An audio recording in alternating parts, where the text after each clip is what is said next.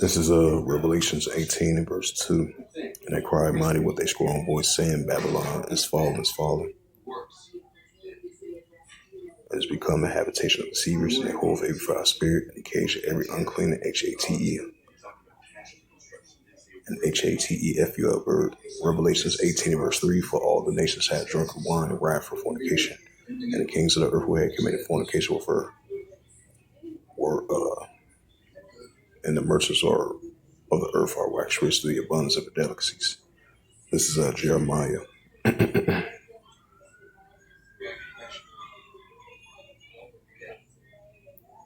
51 and verse 7.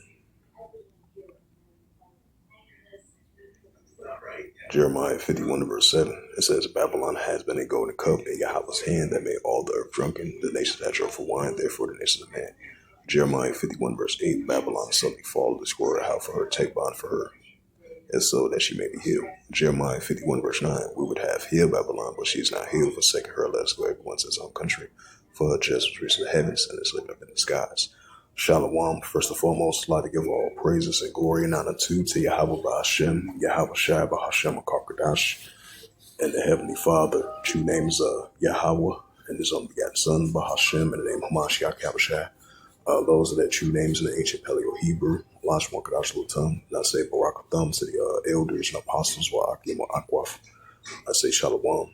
And this is a sit-down lesson of this recent news article that I'm about to show from CBS News of the stock markets has crashed today.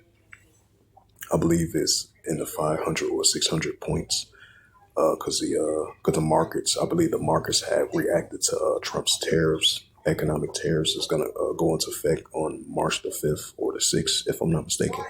They're going to use towards Canada and Mexico.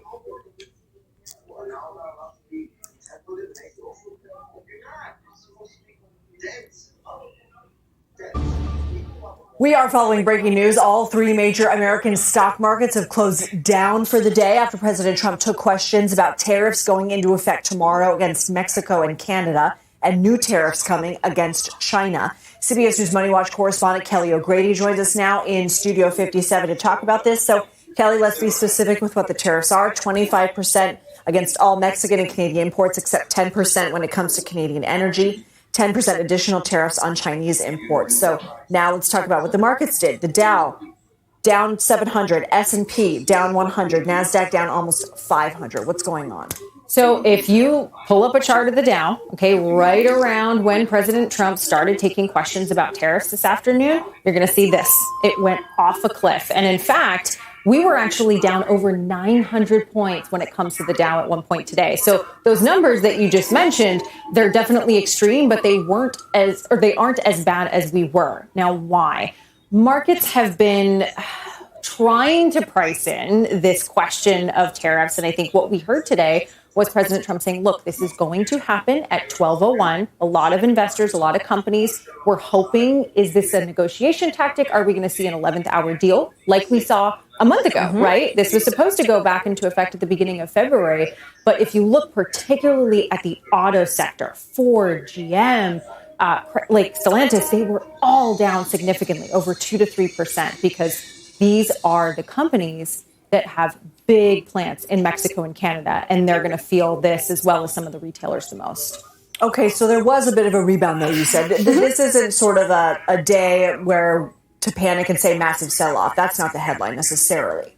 Yeah, I would say it's somewhere in between, right? This was a big drop. And by the way, we are not far off of where we actually were before in terms of these indexes when the president won the election. So we've actually kind of lost a lot of those gains. So over the past couple of months, we've seen the market start to normalize. Today, we saw a big sell-off, but there's a lot of volatility. This isn't something where this has happened 5 days in a row, Lindsay. And that's where the analysts that I'm talking to are saying, yes, Investors reacted poorly to the news today, but this is not something where we're entering a stock market crash yet.